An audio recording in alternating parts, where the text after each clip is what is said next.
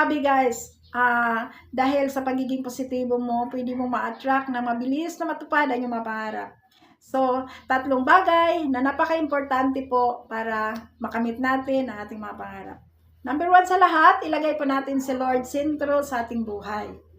Lahat ng mga pangarap natin, si Lord ang pinaka-center po dito.